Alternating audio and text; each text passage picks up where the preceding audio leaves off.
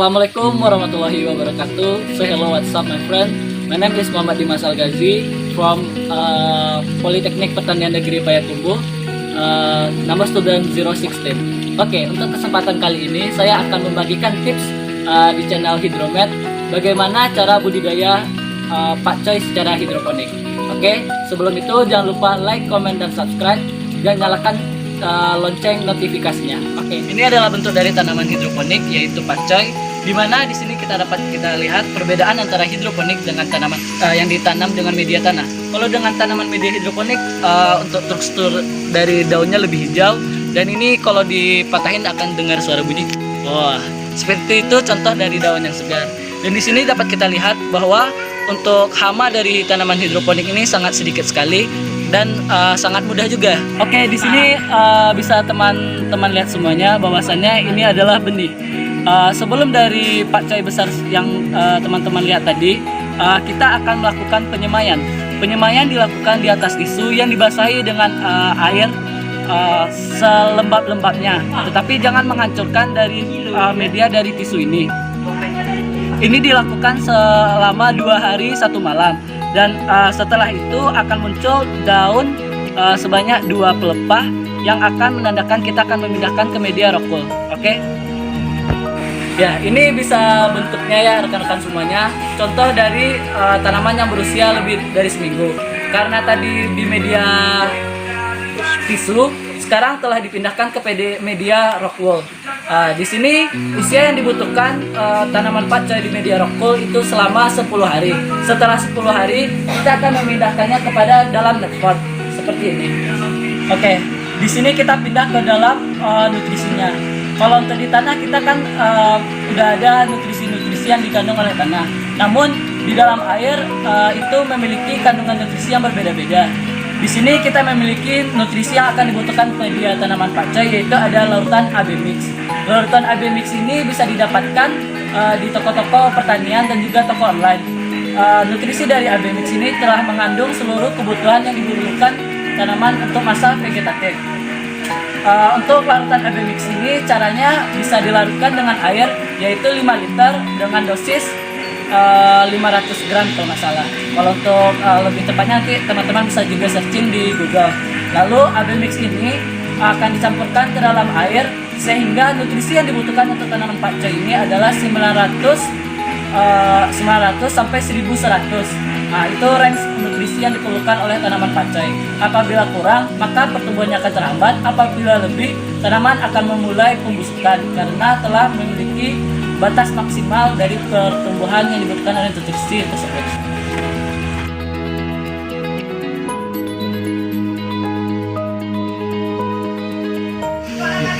Di sini ada objek bahwasannya ini telah berusia lebih dari 10 hari masa yang telah dipindahkan dari rock wool.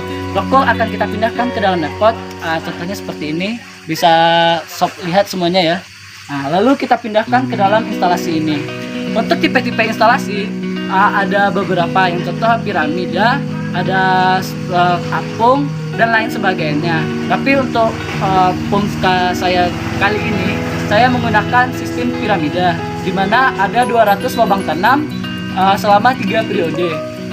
Mungkin sobat semua bertanya-tanya nih, bagaimana cara mengukur nutrisi yang diperlukan oleh tanaman? Oke, di sini saya udah ada sebuah teknologi yang namanya TDS. Ini berguna untuk mengukur dari kandungan nutrisi yang ada dalam air. Caranya pertama gimana? Di sini ada tombol on, teman-teman klik tombol on. Oke, di sini 0. Maka setelah itu letakkan TDS ke dalam air sehingga ini ada muncul, mungkin kameramen bisa lebih dekat. Ya, bisa muncul di sini 1000. Telah sesuai sebagaimana yang telah saya sampaikan, bahwasannya range untuk ppm-nya ada 900 sampai 1100. Nah, ini teman-teman hold aja untuk melihatnya lebih jelas. Nah, dapat tahan. Oke. Dapat 1000. Kalau misalnya kurang, nanti teman-teman bisa menambahkannya dengan AB Mix. Oke. Ya, di sini adalah pakcoy yang telah berusia selama 2 minggu. Teman-teman sudah bisa menikmati dan telah bisa mengkonsumsinya. Untuk pakcoy ini saya bandrol dengan harga 5.000 per packnya. Untuk berat packnya sendiri itu 250 gram. Mungkin sobat semua bertanya-tanya nih, bagaimana cara mengendalikan hama dari tanaman pakcoy. Di sini rekan-rekan bisa lihat bahwasannya pakcoy juga mudah terserang nih tanaman oleh hama-hama. Nah, di sini saya akan mencontohkannya, contoh tanaman yang terkena hama ya. Di sini teman.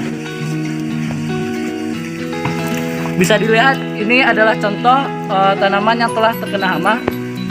Ini ada kumbang. Nah, ini yang akan memakan, bisa dilakukan secara fisik maupun secara kimia. Tapi di sini saya fokusnya di nabati saja ya, pestisidnya nabati. Kalau fisik diambil lalu dibuang, terserah rekan-rekan bagaimana. Selain perlakuan fisik, kita juga bisa melakukan secara dengan perlakuan dengan bahan-bahan yang alami. Saya di sini menggunakan 50 helai daun sirsa yang dilakukan mengambil inti nutrisinya, yaitu dengan cara menambahkan 5 liter air dengan 50 daun sirsa, lalu dilakukan peremasan hingga struktur daun itu sudah melebur dan tinggal sari-sarinya saja. Sari itu akan disaring lalu didiamkan selama 1 malam. Teman-teman bisa mengaplikasikannya secara langsung dengan penyemprotan di pagi maupun di sore hari selama jeda 1-3 hari. Jadi setiap 3 hari disemprot, melakukan penyemprotan sekali saja. Ini tuh ada juga contoh hama yang menyerang seperti kutu daun. Bisa dilihat. Ini bisa dilakukan secara fisik, dibersihkan gini lalu dicuci air. Lalu di sini ada juga namanya ulat daun. Nah, ini yang harus kita kontrol bagaimana cara menanggulanginya. Oke, di sini saya akan memberikan beberapa pandangan untuk teman-teman semuanya yang ingin mencoba bagaimana cara menanam hidroponik sayur pakcoy. Di sini tentu perbedaan dari tanaman hidroponik dengan tanaman tanah itu kita memerlukan modal yang lumayan lebih tinggi di awal. Cuma di awalnya saja. Karena apa? Tentu kita memerlukan yang pertama instalasinya. Untuk harga instalasinya itu lumayan mahal karena dibuat dengan baja ringan atau apa. Tapi ini bisa diakali juga rekan-rekan semuanya dengan bambu atau botol bekas. Oke, yang kedua tentu untuk tanaman hidroponik ini memerlukan pompa dan tekanan listrik. Sehingga tekanan listrik ini perlu teman-teman persiapkan dan berapa RAB yang akan dikeluarkannya juga. Nah, berbeda dengan bagaimana cara kita menanam di media tanah.